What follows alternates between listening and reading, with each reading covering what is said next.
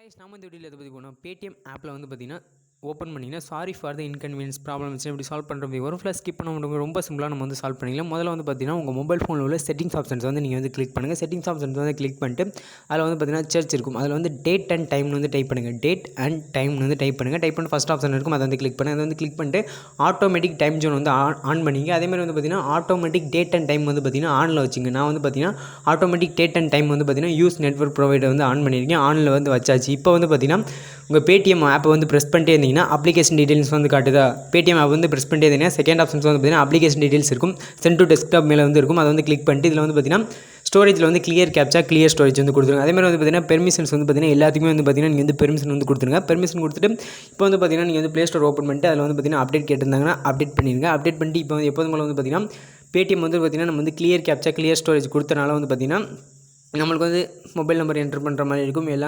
Mobile number எல்லாத்தையும் வந்து enter பண்ணுங்கள். என்ட்ரு பண்ணி முடிச்ச மாதிரி வந்து பார்த்தீங்கன்னா உங்களுக்கு வந்து ஆட்டோமேட்டிக்காக வந்து பார்த்தீங்கன்னா அந்த இன்டர்நெட் ப்ராப்ளம் வந்து பார்த்தீங்கன்னா சால்வ் ஆயிடும்.